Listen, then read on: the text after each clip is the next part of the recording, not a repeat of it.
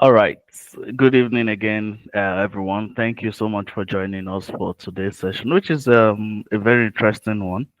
Uh, it is something that we can definitely learn from.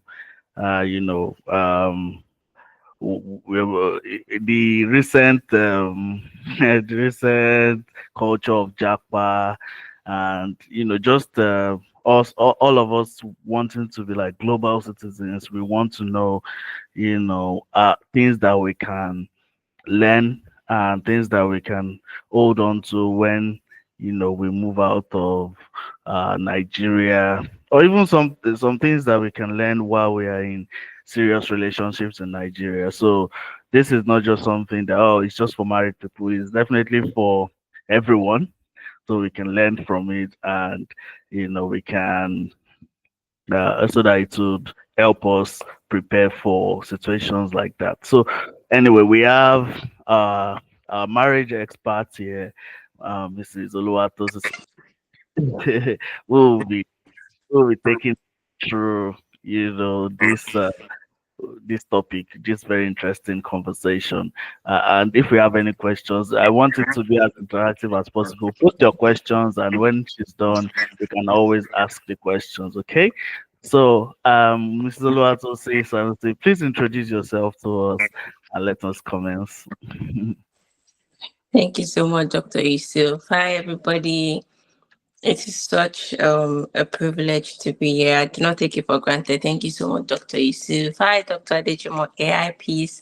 Hi, Daniel. Thank you so much for joining us today. My name is Oluwatosin Sanusi, and today we're going to be talking about anything about love, marriage, relationship really excites me. So whenever I get the opportunity to talk about it, to say something about it, I'm always very excited. Even if I am not feeling well in my body or I'm down, whatever it is, I'm just still always excited. It's just something that I love to do. So yeah, I am excited to talk about it again today with you guys. And I hope that we can um, you know, all learn something. I know that we would all learn something from this, and I would love that.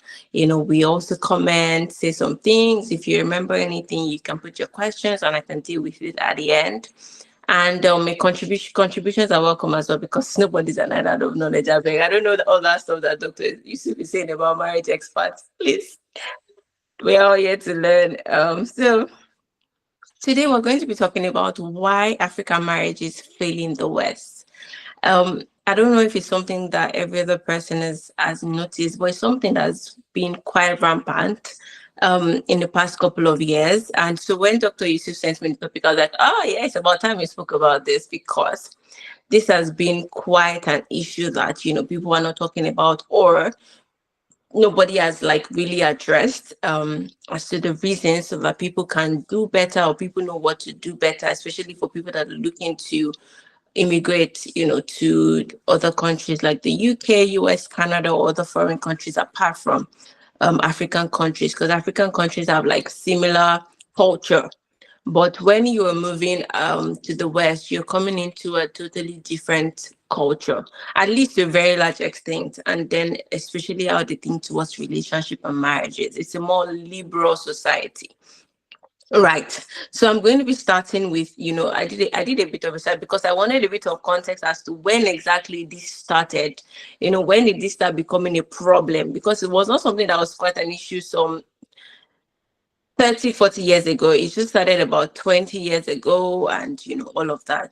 And it's been said based on research, based on a general research, that divorce rate of Africans has grown larger when they move into foreign countries, into the West, than in Nigeria or in other African countries. So it means that when Africans migrate, they have a higher divorce rate than if they were still in their own home country. So when they move, people divorce more than if they were still living in their own country, which is something to be like, why is that happening? What is wrong that when people migrate, they find it, very quick, very easy to divorce than if they were in their own countries. You see people that have been married in their own countries for like 10, 20 years. And then when they move to the West, they start having issues or it becomes more obvious the issues that they are having in their marriage. And then it leads them to separation or divorce. So what exactly is the issue? And, To give it a bit of a timeline and context, this actually started around the mid 2000s. So it's not too new. Contrary to the popular opinion that is Gen Zs or young people that are relocating, that are divorcing, it's actually been here for a while. It's not something that is new. It started from like the mid 2000s when there was that whole surge of visa lotteries for countries like the US.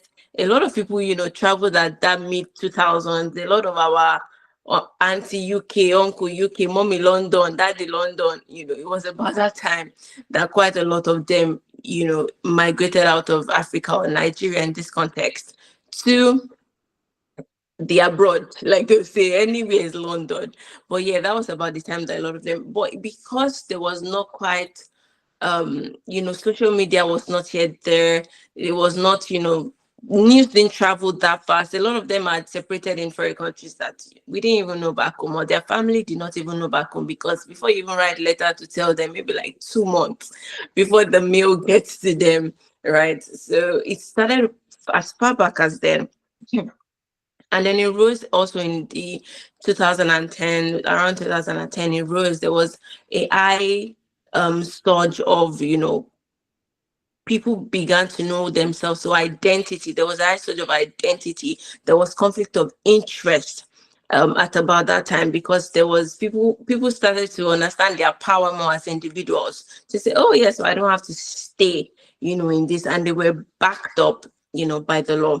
And lastly, the after COVID and during COVID and after COVID, there was also AI surge, because a lot of people that have avoided issues in their marriages because they don't see each other as much every day, or they don't have to be in the same space over, sometimes they don't even see each other for up to like maybe 2 days, or, just walk back and forth, back and forth. They don't stay too long.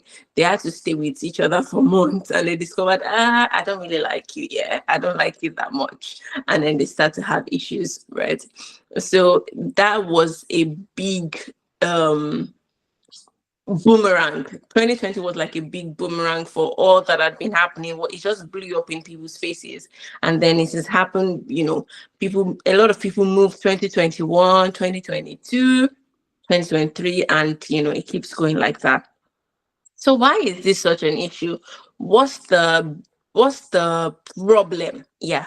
What's the problem? What has caused that this has been something that it is now very rampant? It's now something that an average person, an average African that you speak to when they move to the UK, a lot of them are now totally being open to the idea of divorce.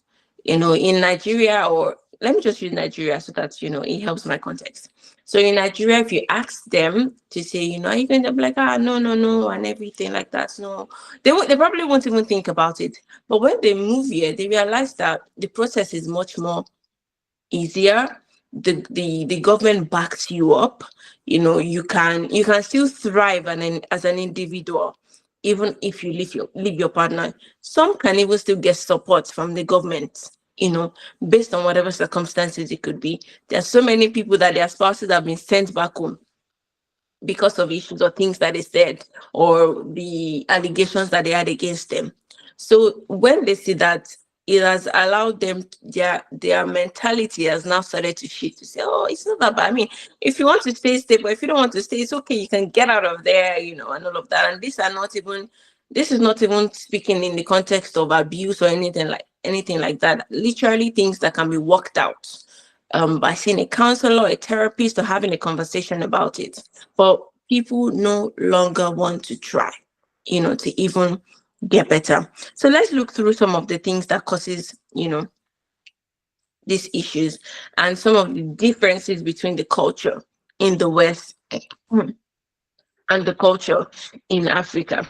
And one of the very first one is individualism versus collectivism. So in the West, there's usually that individualism mentality, right? Each person is an individual. Each person has the right to their to live, has the right to make decisions, has the right to whatever it is that they want to do as an individual. You don't have to make that decision. It's not necessary that you make that decision as a marriage in this country. And that's why you see in the West, you see a lot of people that have children together, but they don't make decisions together. So they just say, who is your partner?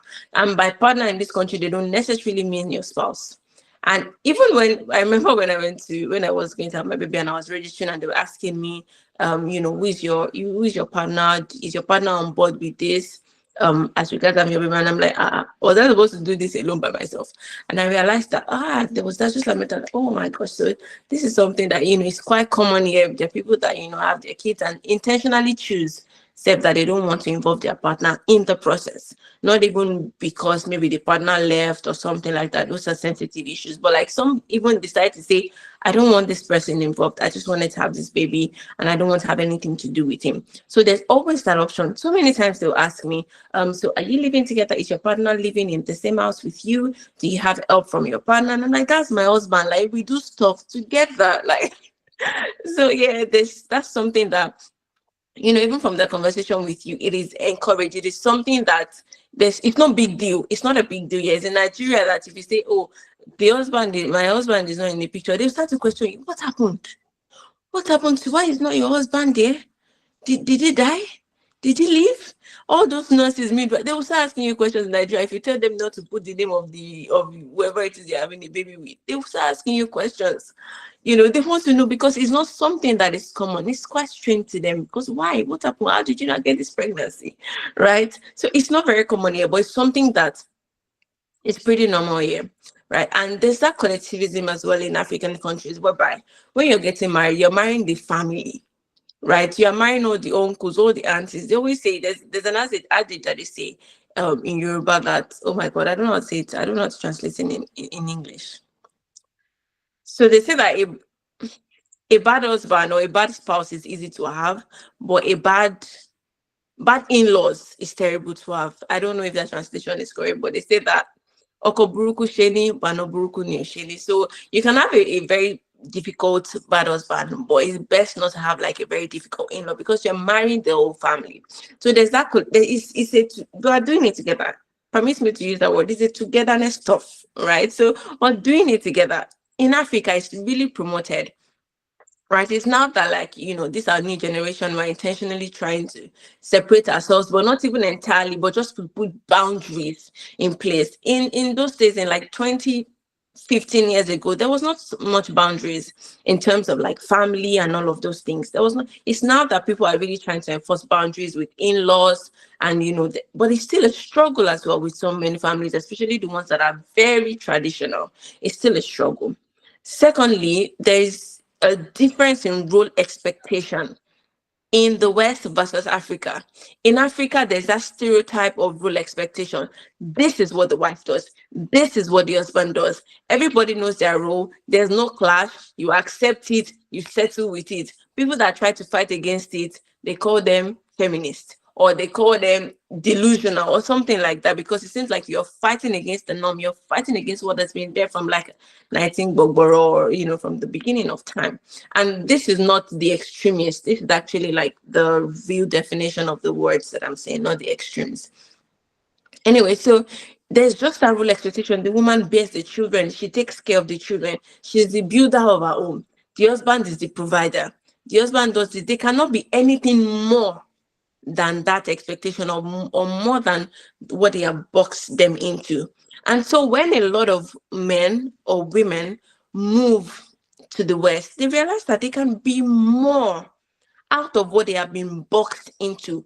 I can still be a mother. I can still be a wife. I can still build my home. I can still raise my children and have a good career and have something going on for me and have good friendships and be something in my society, be able to contribute to my society, be able to pursue my goals, be able to travel, be able to see the world, be able to enjoy my life. I don't have to be boxed into that, right? So when a lot of people, move out of Africa, out of Nigeria, they realize that this thing is possible. It's possible that I can be all of these things. I can have it all.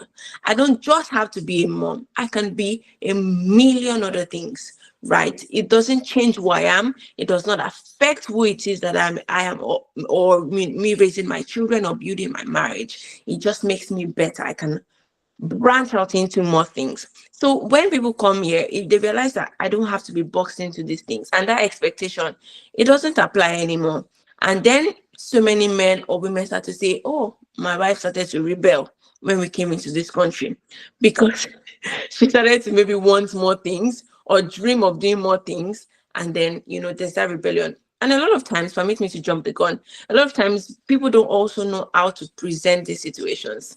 So don't let me jump the gun, let me come back. And also the difference between the West and Africa is approach to divorce. In a typical African home, just imagine the scenario. You've just gotten married, you guys are excited, happy. Then 1 year down the line, you just call your parents to say, I pray that none of us here in Jesus' name, And then you call your parents to say that, Mom, I'm leaving this guy. Like, I'm tired. I can't do this anymore. I'm done, literally. And they say, okay, what's happening? Did he hurt you physically? No. Does he emotionally abuse you? No. Does he abuse you financially? No. They ask literally the necessary questions. And all your answers are like, no. And you're like, I'm just done. I can't do this anymore. And all of that. What do you think a typical Nigerian parent will do? They literally be like, in conscience, the devil is at war in your marriage and you don't see it. They will literally be like, loud joy, open your eyes and see what is going on. This is not ordinary. But if you call it typical foreign parents, the devil is a liar. Thank you, Mr. Badam. The devil is a liar.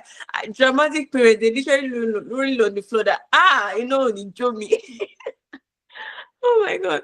But anyway, but if you call it typical, white parents or everything to explain that, I'm just done, I'm just tired, I feel trapped in the marriage, I just want to leave. They're like, okay, whatever makes you happy. Typically. Like, yeah, whatever makes you happy. If it doesn't make you happy anymore, then there's no point. There's no point in staying where you are not. Yeah, they give you their full support. Full support. They want you to be happy. So if the marriage is no longer serving you, it's okay. Leave. I mean, it's not an achievement to be married. It's not. If you even get benefits from the government if you leave. You get money from the government to raise your children. Side jokes about, but like, so they are not so keen about it. They have a very liberal view to divorce as compared to an African parent. African parents would even some extremes of African parents will still tell you to stay in the marriage, even in the face of abuse. Right?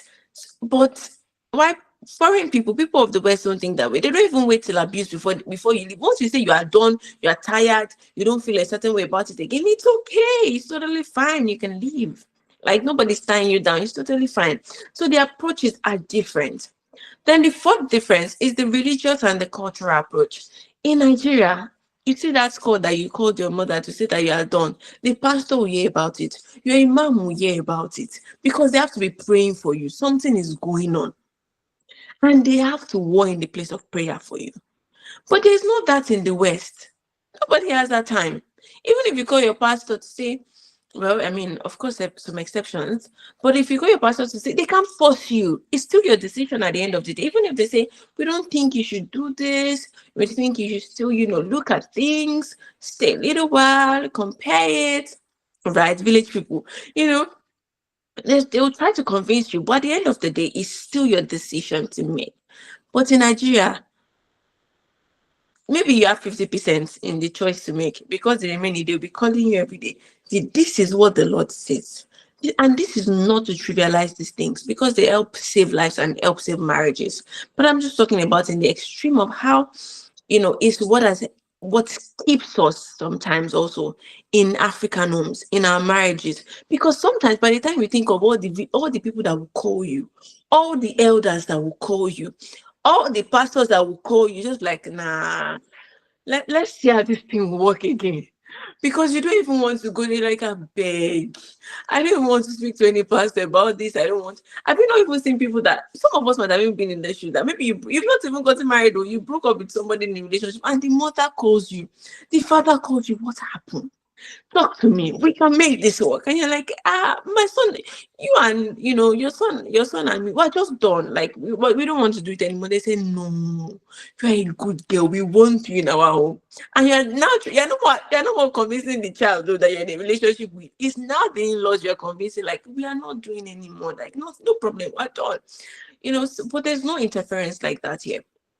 There's not all those religious and family things in foreign countries. So these are some of the big cultural differences that is between the West and Africa. And even from these differences, you can begin to see why and how a lot of people feel freer when they move into the West than in Africa, freer to make certain decisions, freer to escape even abusive marriages, and freer to enable their excesses, to enable their fantasies. Some people don't even have any problems in the marriage. They just have the money and the energy and the system to fuel their fantasies in the West. And they are just like, you know what, I want to live my best life. I don't want to be married anymore. Some of them married to fantastic people, but they just, got married for the wrong reasons and they just want to leave. And that's one of the things we're going to look at. As much as there's a sharp difference in the cultural dynamics, it's still a lot of times what I have realized, and in my conversations with people or friends of people going through situations like that, is that there has been a problem that has been masked and covered even when they were in Africa.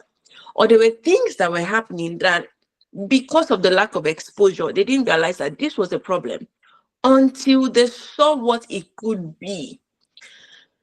So let me explain that. A lot of times, being in a certain place, you see how everybody does things. Maybe everybody does things in a very similar way. You are not going to be able to think or even imagine that there might be another better way to do this thing, except you really, really sit to think.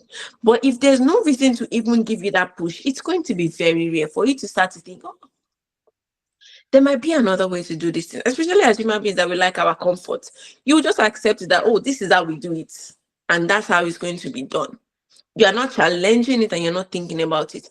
Now imagine being in that kind of situation and then you meet somebody that is doing it in a better way, in a more efficient way, and even getting better results. It exposes your mind to be like, so you think can be done this way? Let me try it. Sometimes they're like, I don't even want to try it because I don't know what the results will be. But what I'm trying to say is that there's usually that exposure of what it could be when people move.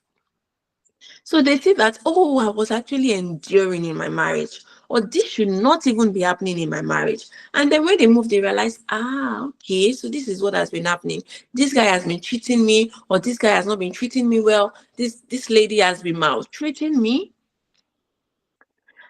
And then they move and they see the lights and they're like, okay, now that's it. Let's go, let's move, let's separate.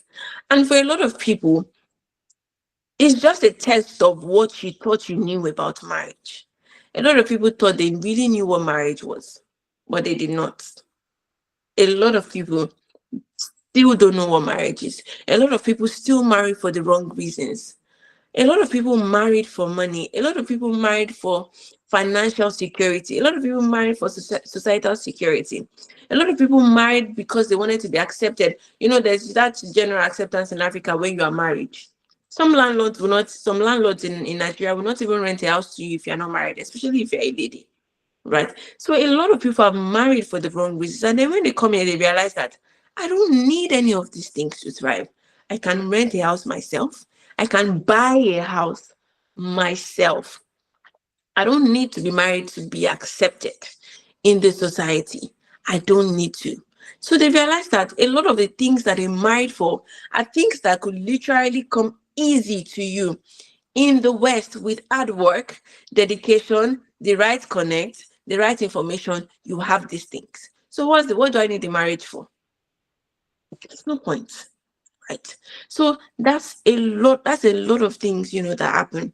Another thing is a change in gender roles. For a lot of people, when they migrate into the West, they realize that that's gender roles doesn't really exist here. Both of us are working, both of us will cook, both of us will take care of the house. We will shift it. I remember when we came into the country, my husband and I, one of the very first jobs we did, we used to exchange our son at the bus station. As I'm going to work, you are going to work, right? But finding a system that works for you, realizing that it's a partnership, And it's not slavery. A lot of people in Africa with the submission story, which is really good if you understand what submission is, they have submitted in slavery, in fear. And then moving here, they realized, it just exposed that it was not submission. A lot of people think that they are submitting until they have the resources not to submit. A lot of women submit until they have the money not to submit. Right? So then you realize that it was not submission. Because submission is not based on money, it's not based on what you have, it's not based on any of those things. Right? It's as unto the Lord. But that's the story for another day. So it's a lot. When people move to the West, it's just a lot of it's like light now shines on all the wrong ideologies, all the cracks, all the issues that they have in the marriage, all the norms, things that have been a norm. The light shines on it and they realize this was not a norm. This was a big problem. This was abuse, or this was me, doing the wrong thing. This was me not even knowing what marriage was, just jumping into it and saying, let's do it. And not realizing that, I don't want this anymore. I want to live my life freely. I've met people that literally they don't wanted to live the marriage. They just wanted to live. And yeah, when you have money, you can live, you travel, you go on vacation, you do whatever it is you want to do. Right. Also, yeah, one of the issue is also the lack of the extended family support. In this country, that's OYO. You are on your own, or you're literally. There's nobody interfering in your situation, nobody interfering in your marriage, no neighbor is prognosing. Africans might still try to anyway. But if you have white people as your neighbors, a lot of them are not trying to be in your business, except they see that you're doing something wrong and then they sneak up on you and then, report you. But like on a norm, they're not trying to come and visit you in your house. They're not trying to come and sit hours with you and watch movies and talk about nonsense. They are literally minding their business, and you also minding your business. And also, if you have children, for people that have children, you realize that in the West, it's not we are not how they say that it's a village that raises and was raised by a village. In the West, it's not like that. You are not raised by any village. You are raised by your parents. There's no village raising you in the West. So there's that lack of support, which causes the strain as well in marriages, especially people that do not know how to work as partners, as friends, to make it work. A lot of men, and I say men because there's always that preaching and that thought that women are the home builders, women should take care of the children. So a lot of men don't even assist or help their wives in that aspect, knowing that they're doing it all alone. In Nigeria, you had the help of aunties, uncles, your sisters, your cousins, your parents. You could literally ship the children off to their grandparents for 1 week and breathe. But you cannot do that here. If you're even going for vacation, you are going with them, except you have like trusted friends and family here, which takes time to build if you're just moving without knowing anybody. Right? So that also causes a strain. That's also one big reason that marriages clash. Because then the woman is carrying a lot of the burden of raising children herself, feeling like she needs help from the man feeling like, but I'm providing, I'm sending money for food, everything that they need, but it doesn't help. And then the woman feels overwhelmed, frustrated, alone, and it causes a strain in the marriage. Right? So that lack of help is also a big deal. It's something we don't talk about for people who move. If there's one thing that I miss, is having that help, literally sending my children off to their grandparents, or even taking a break myself, even me personally going to my parents house to say that I just want to be pampered. As you grow up, that becomes your hotel. When you go to visit your parents, it becomes your hotel, free hotel. You're not paying for room, you're not paying for food, and you literally be pampered. They just call you, the food is ready, and you go and eat. You sleep, you wake up, you're not cleaning up, you're not doing anything for anybody. Right? But we don't have that here. And that's something that causes strain, right? There's also financial stress. And, again, on roles, there's also that reversal. A lot of people, when they moved, their wives started to earn more than them. A lot of men that don't have security, that don't have, that have a low self-esteem, that have a lot of issues, right? They start to see it as a problem. Not every man can handle their wife earning more or succeeding more than them. I know a lot of men that their wives were earning more for a long time, even before they personally got jobs. And if the men are not secure, then there's going to be a big problem. Once the wife starts to earn more, it's going to be a big problem. There's going to be a big problem in that marriage. And that's another issue that causes African marriages going through problems. Because that's sort of a man or a typical African man already has that thought of, I'm the head of the home, I should earn more, I should provide for all their needs, I should do this financially, I should do that financially. So coming here and their wives are the one earning more, and the wife is the one, dropping money for the month, and then they are spending it together. It deals with a lot of men's ego, with a lot of men's thoughts, and men that don't adjust quickly would have a big problem with it, and then that causes a strain. That causes a big strain. Any small thing, the woman says, I've gone to work, please can you make something for us for dinner? The man flares up, say, is it because you're earning more than me? Like, what happened? What did I say now? Right. So this is also something that causes a big problem. It's a big shift for men that are not able to quickly adjust to it, or men that are that traditional stereotype thought from Africa, and then moving to here, being dealt with that big blow. It's a big problem for them. Lastly, there's a legal enabling environment here in the West that anything, just call the police. See, in the West, any woman you can literally report your partner for rape in the West. In Nigeria, thankfully, there is much more awareness now. But in the last maybe like 10 years ago, 15 years ago, you go to the police to say that your husband raped you. They will laugh at you, make fun of you, send you out. Like, what are you doing? I don't understand. Like, get out of here. But in the West, they will not play with it. Your partner raped you, they will call your partner for questioning.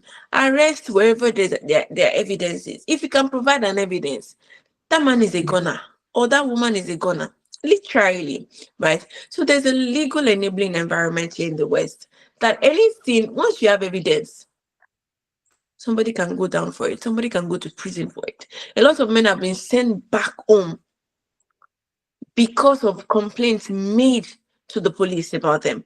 And these are things that in Nigeria, it wouldn't even be seen as a big deal. Like the police will even send you out and say, I beg, go and sort out your family issues. Don't bring it to us. Right, but here, human rights will stand for you. You will find one lawyer ready to back you up to make sure that you get what it is you want. And there's also the legal environment here also favors women. And this is so much of an advantage, but it also has its disadvantage of women misusing that as well.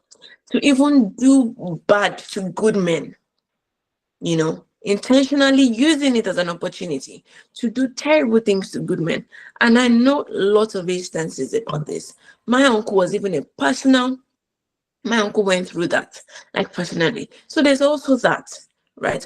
One of the big things that causes the issues. So these are some of the difference, and these are the things that causes issues with people moving. But like I said, one of the biggest things that I've realized in this is just that it's when people move to the West, it's literally like a light shining on them.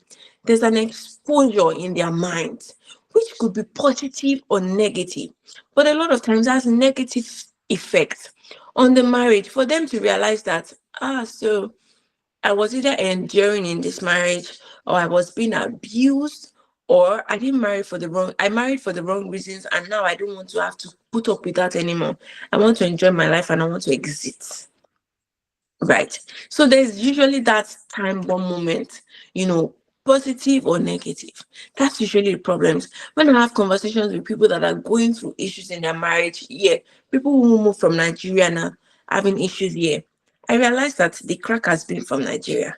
The issue has been from Nigeria. There was just not enough catalyst to bring out the results. It was still being, there was less friction on it. in Nigeria. So it wasn't really obvious. Maybe just an argument here, an argument there, once a month about it. But when they move here, there is constant friction, and there's going to be reaction, and that's what causes it. And so a lot of them, it's not something new. It's not something that a lot of times has been swept under the carpet, something that has been buried in their heart. They probably did not see a way of escape in Nigeria, and then they move, they saw a way of escape. Or they moved and they realized that, "No, I don't have to put up with this. I really don't have to."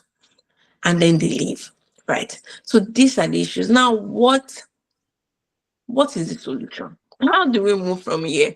Because we cannot come and say all these issues and not, prefer solutions to them.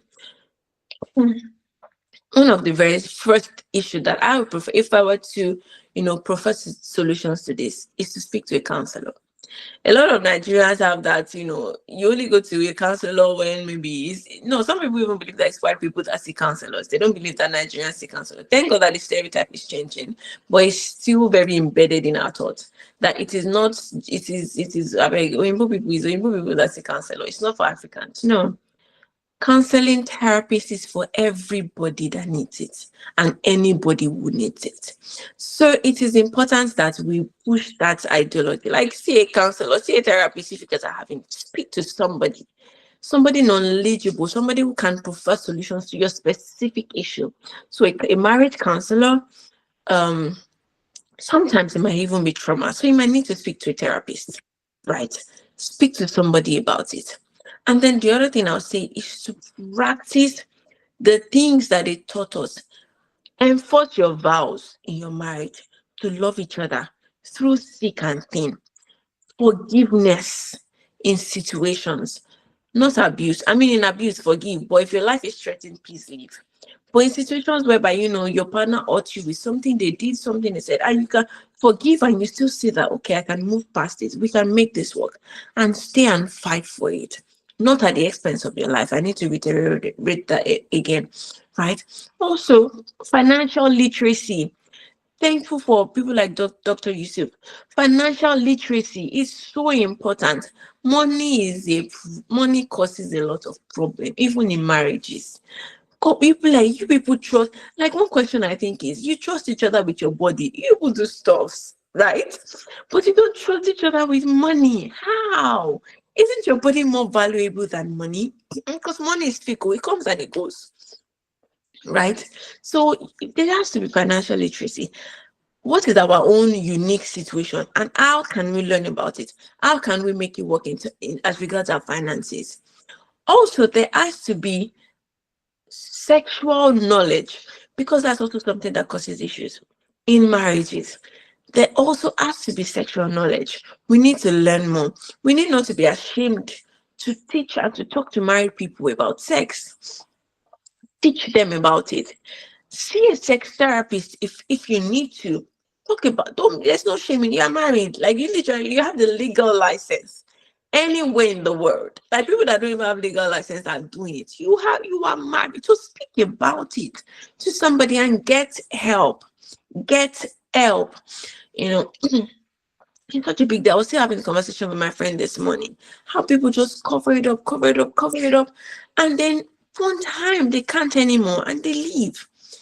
So it's so important. Another thing is that people should learn to talk about things. Communication is important. There's no how they'll teach you. They'll speak anything about marriage and not talk about communication, because it can make or mar the relationship. You need to communicate, not sweeping things under the carpet, not accumulating issues, because as you accumulate them, they're not disappearing. They are staying where you put them.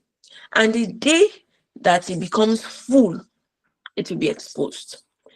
You push somebody, push something. When the person gets to the wall and there's no more anywhere to go, they will turn back and face you. So it's important that you have the conversation. We need to encourage people to talk about it. If you and your partner cannot have a conversation and get through, sit it through and talk through it, it doesn't have to happen in one day. It can be a continuous process, but talk through it. You need to talk to somebody else then. You need to forget that thing of don't bring a third party into your marriage. If a third party is going to be the solution to marriage, then talk to a qualified third party.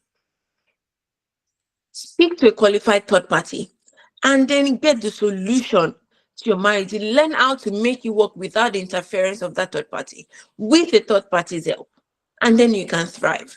Right. So these are things that I believe could be the solution. And for a lot of things, honestly, people understanding really why they need to get married. Why do I want to get married? Marrying for the right reasons, intentionally building friendship in your marriage, because stress will come.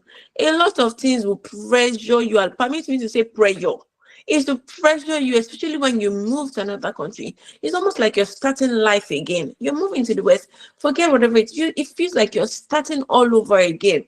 There are going to be clashes, there's going to be clashes, there's going to be friction, there's going to be heated conversations. You need to move past that.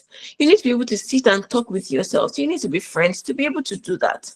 So the same way you talk to your guy friends or your girlfriends, and you guys see through things, be practice that in your marriage as well. Talk through things. Open up about how you feel. Listen to how they feel. Listen to understand and not to respond, not to judge, not to bring up your defense mechanisms. And a lot of times our defense mechanisms are based on traumatic experiences that we have had, or we've seen people have, or we've heard people have. So when a conversation is coming to you and it's starting to seem that way, you are returning it back with a defense mechanism. Right. So these are things that people need to do, and things that we need to also speak up about it. If you have friends, people going through it, send them helpful resources online, people teaching about these things. Preferably, people that know what they're saying, right? So that they can move from where they are to where they ought to be, and actually enjoy their marriages and have fun in it. Even in the difficult times when they have to endure a little bit of hardship, they are still enjoying it. It can mix, right? Enjoying difficult time, but not enduring each other. Enduring maybe a difficult season in your marriage, enjoying maybe a hard time, but not each other, right? So that's going to be the end of my talk today. And I hope that you have learned something, you have grabbed something, you agree with something, or you have a question about something. So if you have any question, please let me know, and I can answer before 9 o'clock. Thank you, Dr. Yusuf. Wow, thank you so much.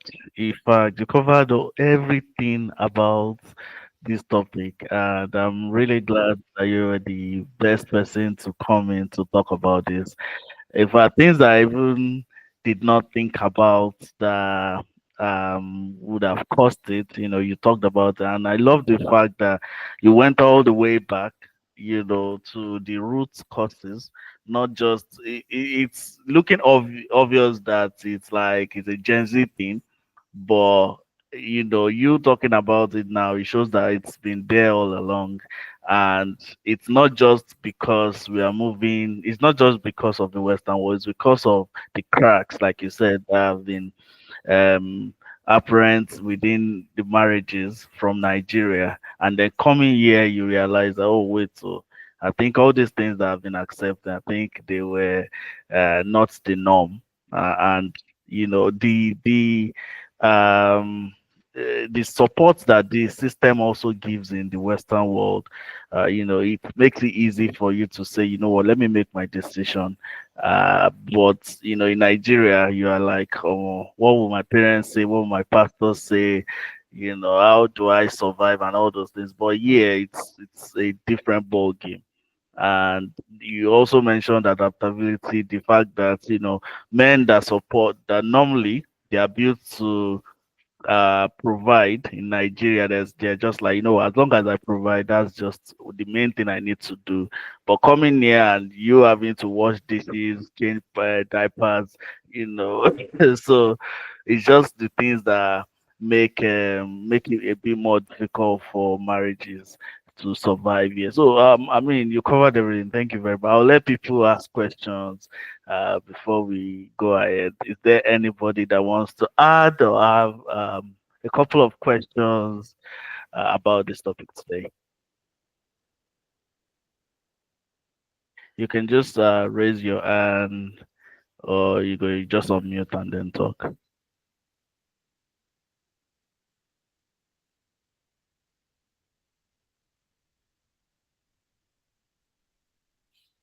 Okay.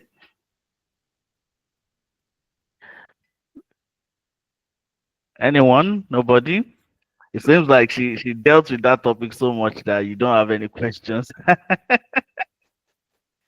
But thank you very much. You talked about the gender role. So I was just going to ask, what can be done differently from Nigeria, so that the mentality changes right from Nigeria rather than coming here and trying to change it.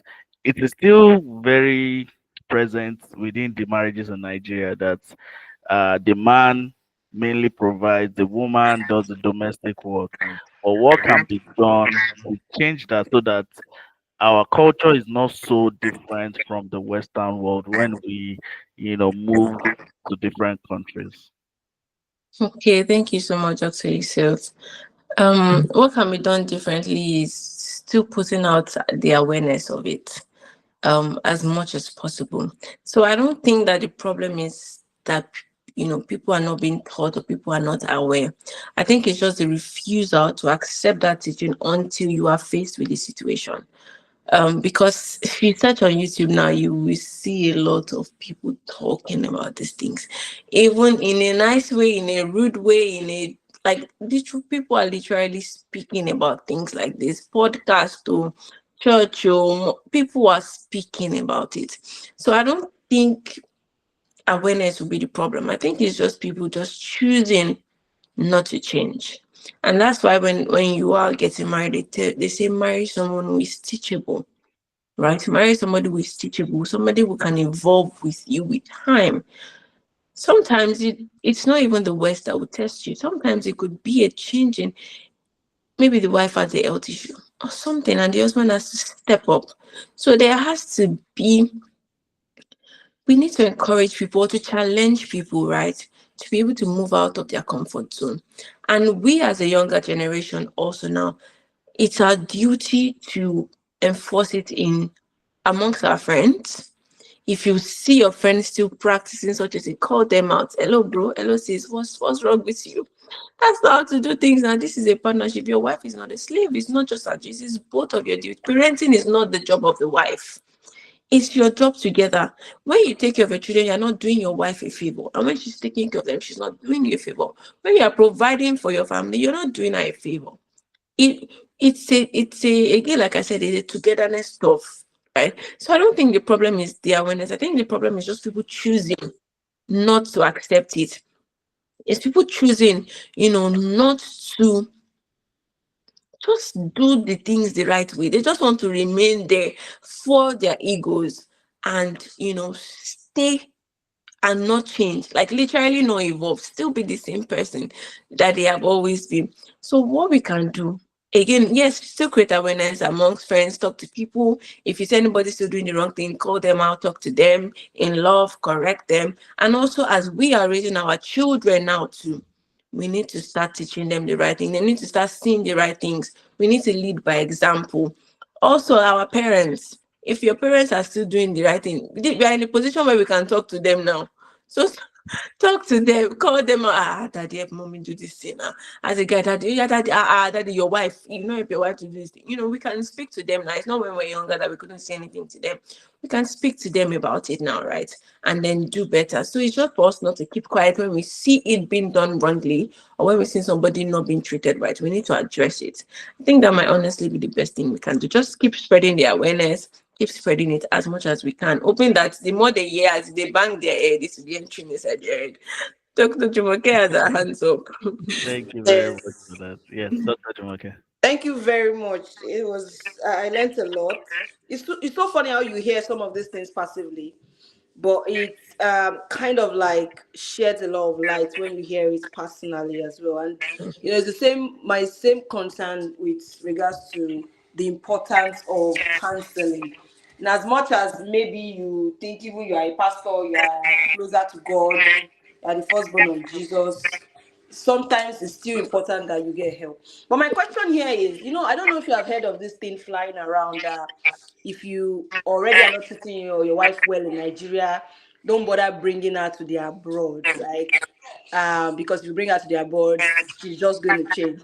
But do you think that's the solution to it, or it's this even while in like, because I was having while you were talking, I was having a conversation with my friend, and my friend is like, if it's not addressed, even in Nigeria, it's like you're pushing the inevitable, something that's still going to happen. You're just pushing it forward. So, but people feel like the solution is just leave your wife and child in Nigeria while you send money to them. That is the solution to that problem. I just wanted to hear your thoughts about it. So, thank you so much, Dr. Jumoke. Honestly, that's not the solution. It's it's like giving somebody that has headache medicine for stomach pain. It's not that headache is still there. It does not take it away. Leaving your family in Nigeria does not help the solution. It does. The whole thing that people are trying to push forward, that we're trying to teach people, is treating each other well. So it means that what that person is still doing is avoiding to treat his wife and family well, and then choosing to keep them where it is that they cannot get the right exposure, or where they feel that they cannot get the right exposure, until one fine guy from the Obodo Igbo comes now and see the wife and then begins to tell her things like, you deserve better than what this man is giving to you. And then she will follow that one and travel, and she will be a good and faithful wife to that one, even in the abroad. Right. So it's not about leaving them in the country. That is not the solution. That is definitely not the solution. The solution is start to treat them well. Marriage working out, it's not about the country that you're in. If you treat each other well with the resources that you have, and with kindness being your foundation, with forgiveness, loving each other, friendship being the foundation, it doesn't matter where you relocate to. It doesn't matter whatever challenges come. If the foundation is right, nothing is going to shake it. Nothing. Even when problems come, challenges come, you are going to be able to withstand it. The whole idea of marriage is not that even when you're treating your partner right, there's another guy that wants to give her better money. Are you the doctor? You see, are you the richest person in this UK? No, sir. No. There are people willing to give your partner more money than you. People willing to show them the world much more than you can right now. But it's not about that. It's really not about that. It's about how we treat each other. Where we are now, are we treating each other to the best of our capabilities? Do I love you well? Am I treating you well? Am I loving you the way that you want me to love you? Am I treating you the way that you would want me to treat you? That is the solution. Not keeping them in Nigeria. If God wants to do it for that person, somebody in the abroad can come to that same Nigeria and see them there and help their life, and they will follow that one and be a faithful wife to them, even abroad. So it's really not about the West. It's not a West problem. It's a problem in the marriage system that Africans, a lot of it though, not most of it actually, but there's a problem in how traditional Africans have presented marriage. If we do marriage the right way that God intended, with love, with friendship, with God as the foundation, every morning waking up to say, I'm going to treat my partner the way that I want to be treated, the way that I will love my children to be treated, my daughter, my son to be treated in the future. Intentionally treating each other right, not as trash, not as a walkover. It's not going to be a problem. It's going to be beautiful. There are people that in Nigeria, they are drinking Gary, living below, the poverty line, and they get an opportunity to move here, and they are thriving together. Together. So it's not really about the money. It's just about how a woman will stay with you if she's treated well, even if you don't have money. That's the thing that men don't understand. If you treat her well, and she's a good woman herself, not someone that has a kokoro, or someone that is outside, is probably conditioned as keeping her in. They will stay with you, as they will build with you as things get better. So I don't know if that, shares my thoughts with you, Dr. Jumoke. Yeah, yes, it does. I think it's also, like you said, all of us running from being accountable and wanting to amend the clothes instead of having to address the issue, just like you have said.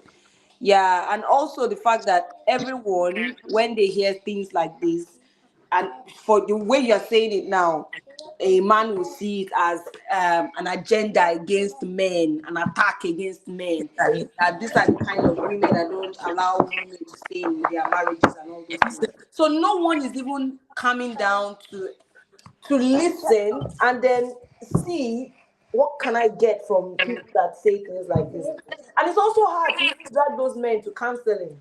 It is hard. Yes. It is hard. The moment you tell them counseling, they will tell you what they want to teach you there. I had this friend that kept a guy friend that, him and his wife, the pastor suggested that they go for proper counseling.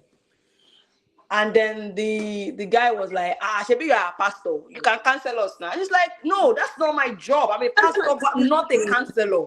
Yeah. So, and it's also knowing the places of different people. Your parents are not counselors. Everybody will talk based on their own perspective. Yes. Yeah. So you are very, very. I think we need to get to that level where we are open to discussing our insecurities with professionals that can help us.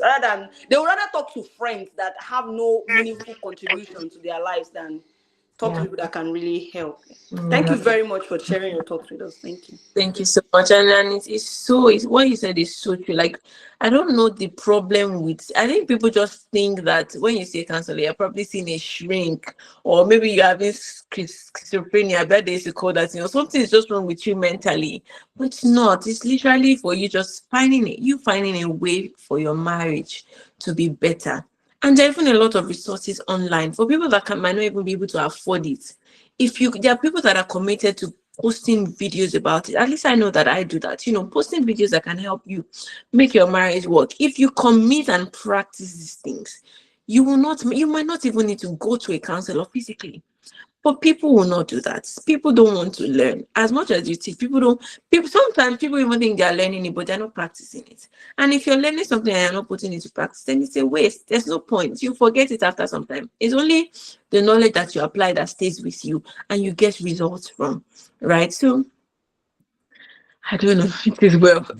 This is this session is gold. I mean, it's one of the best I've been on with regards to this topic. Honestly, it's also therapeutic as well.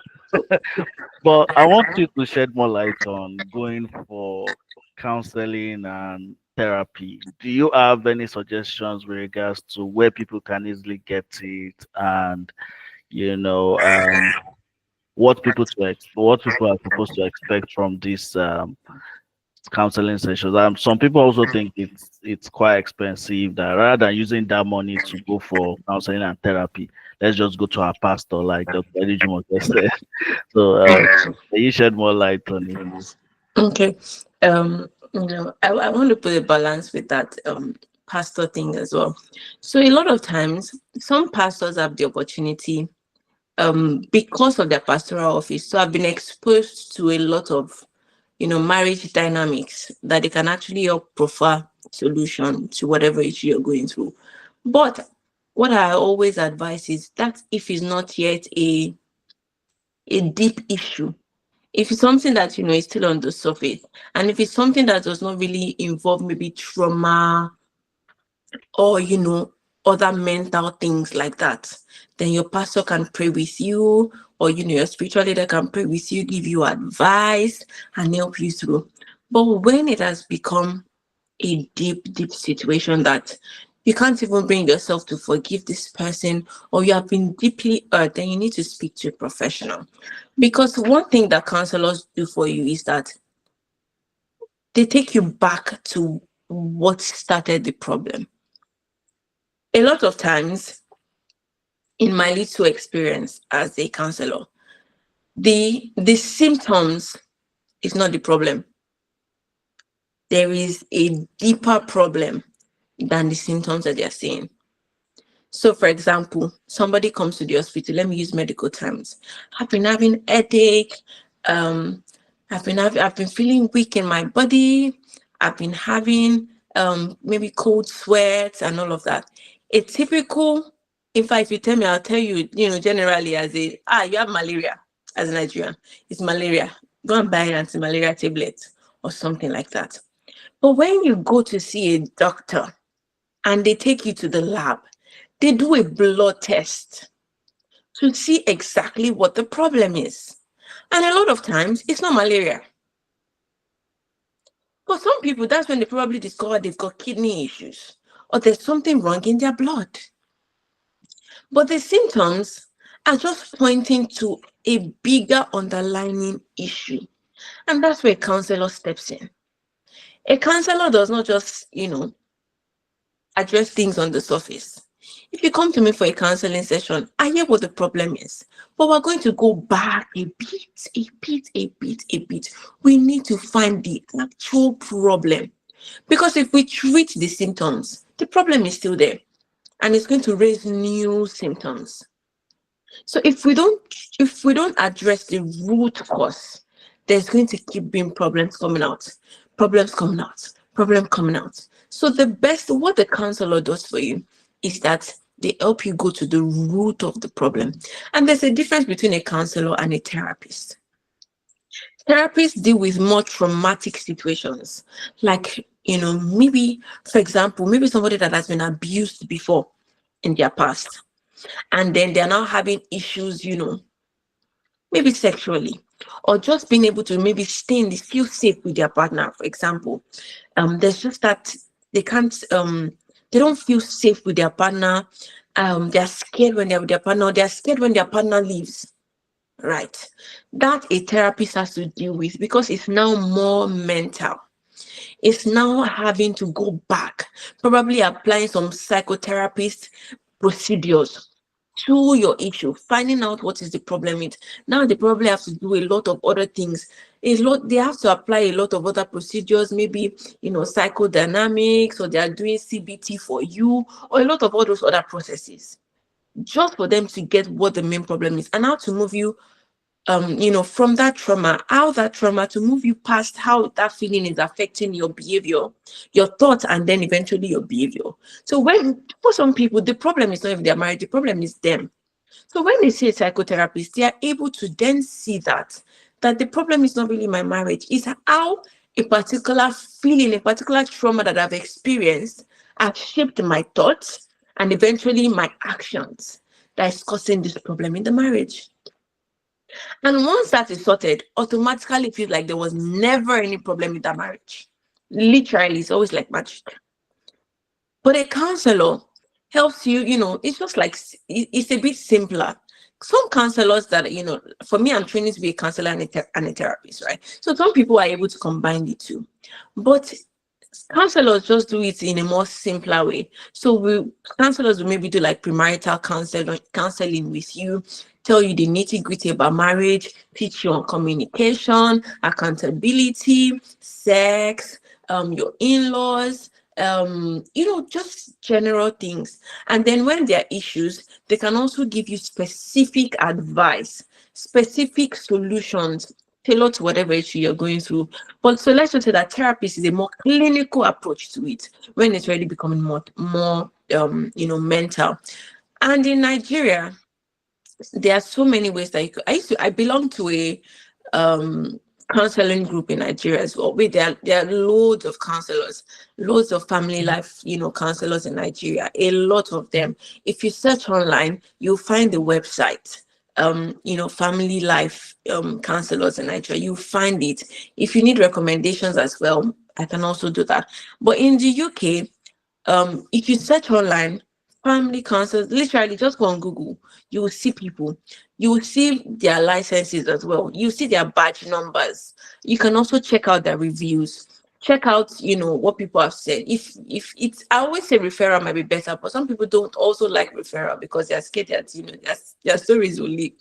But, if it's a counselor or a therapist that is adhering to their code of conduct, their ethics, then nothing like that is going to happen. So in the UK or in other foreign countries, they're easily accessible. If you start literally type online now, marriage counselors close to me, counselors close to me, psychotherapists close to me, it's going to bring loads of people. So it's just for you to go through their website or wherever it is that they are, registered on, check their qualifications, if they're registered with the British Association of Counsellors and Psychotherapists or the ACCPH, which is the accredited body as well for that. Just check to make sure that they have the right qualifications and then give it a try, right? You might not find the best counselor at the very beginning, but as you open yourself to it, you'll find somebody that works with you, gets you, and then, is able to get through your whatever situation you're in. Thank you very much for that. You built well into it. The final question I have, unless anyone has any other question, is the financial part, which I want us to talk a bit more. Uh, I had a client that said we were talking about finances, and she said something. She said, "Well, we discussed about our income, and I said, you know what? It looks like you still have a lot of potential to increase your income." And what she said was like, I don't want it to surpass my husband's income significantly because it usually affects the marriages here in the UK. Well, I felt like I didn't even know what to say at that point because I was like, you know what, don't let me talk about your marriage too much. But if you have that kind of issue with the ego of the husband and you earning more, I mean, that's a serious problem. How do you tackle that financial part as a counselor? So, when the woman earns a bit more, sometimes it's even the women that become a bit more um arrogant, or I don't know, like they start to bring about some new traits, or sometimes it's the man that just his ego is just affected, and he just feels like every little thing she does is it because she's earning more, just like you said. So how do you tackle that when you're having some sort of like counseling sessions with couples like that? Okay, thank you so much. So always the first thing is to check the health of the other areas of their marriage. How's your sex life?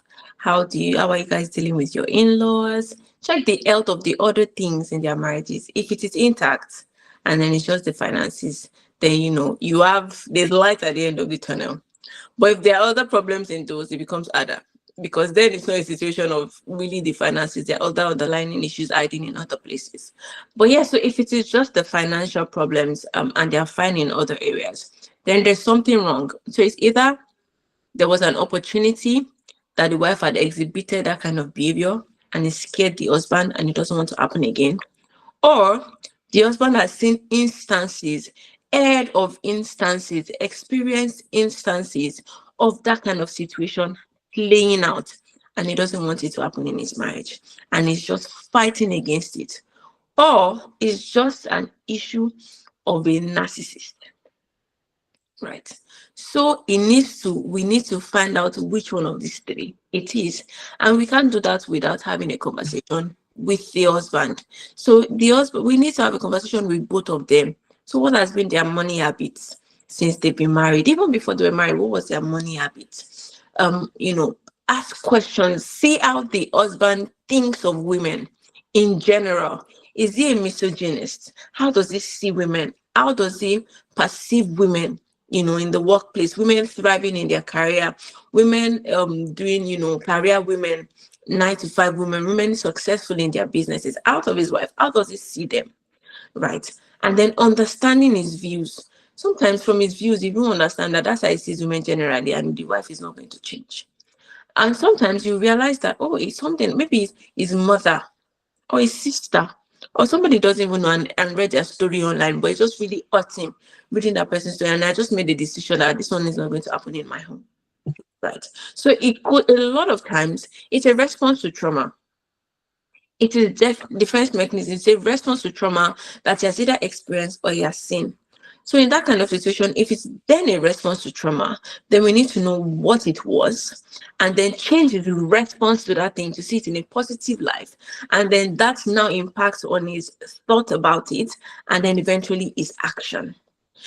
If it is something that has happened, with he and his wife, then we need to help the wife to also see how it is that she acted with that. They say you don't know somebody until they have money. So maybe his wife misbehaved with one little money that she had. So helping her to see that, this was what happened. This was what you did. Now you cost them. Now you do this thing yourself.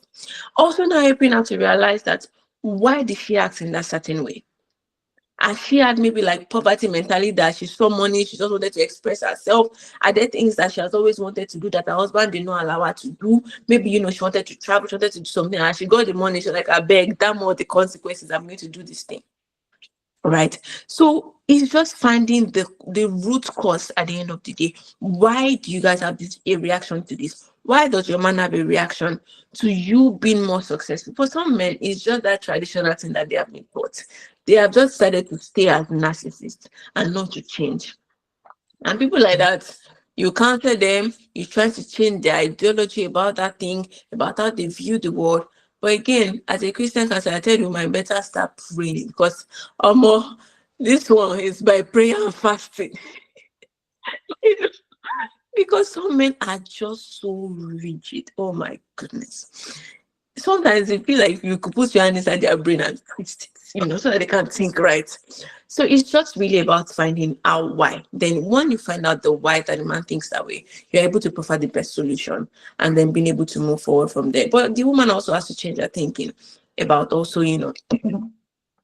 how our husband sees it, and thriving for herself, having a conversation with him. So it's just taking to have a conversation with both of them, finding out the root cause about it, and then being able to provide the exact solution. So I might not be able to say what the exact problem is, because I don't know what really caused it.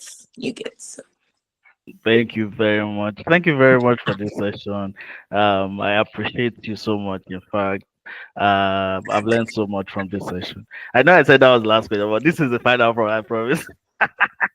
Oh yeah, So yeah. the word that you said, people do no longer want to try, Mhm. which is affecting a lot of marriages. So at what point, aside from abuse, the physical abuse, I think, and the emotional, at what point do you tell your clients, or do you feel from the conversations you've had with your client that this cannot work? So I know you wouldn't want to advise them not to try again, but at No, the what point question do you you, should have asked her is, have you ever told a client that, what, and get yeah, have you ever what? have you ever told them that, oh, you know what, just go home, it can't work? At what point, aside from abuse, of course, at what point do you say, I don't think you guys have that synergy. I think it won't work. So as a counselor, you're not supposed to do that. So we do not have the law does not tell us to do that. We cannot say, you cannot say that to a client. But maybe to a friend, or maybe somebody I know, like, okay, run. But yeah, I've never said that to a client, because as a counselor, you're supposed to keep trying until you're able to help them provide solution. And if you see that you cannot no longer provide solution on your side, refer them again to somebody else. Hopefully they'll get a solution. But at what point do I think that people can work aside from abuse? Honestly, to be honest, I don't think there's anybody that cannot work. I've seen people that have come from different ends of life, and then with constant changing of their thinking, which is impacting their action, they are getting newer results, better results, and then it begins to make their marriage work. I think the only thing I'll just say is people that are just hell bent on not changing.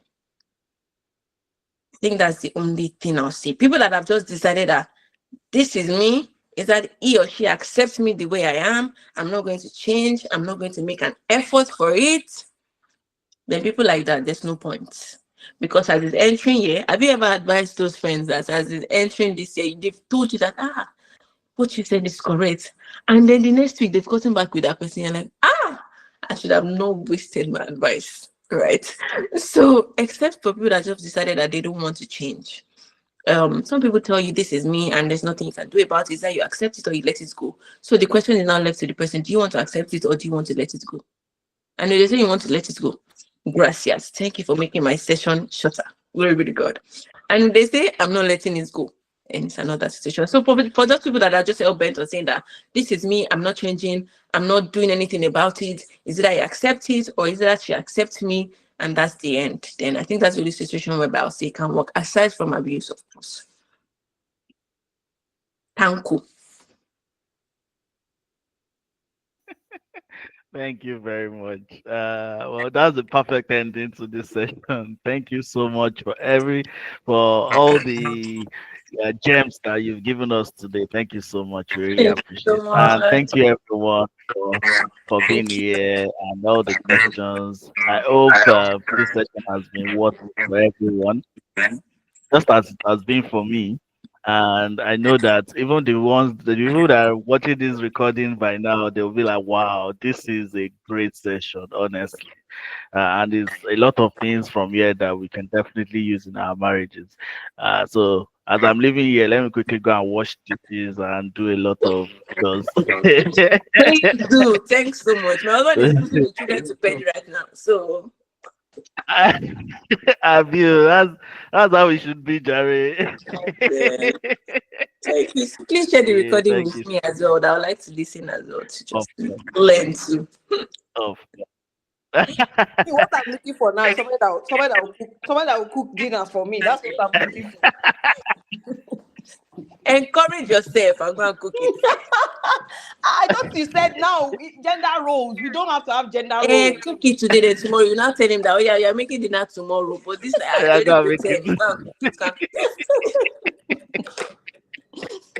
Thank you so much. Really Thank you nice so session. Really appreciate much. it. Hopefully we'll see you again soon. We have to continue this session again some other time. No, well, I did for the Utopia mentor.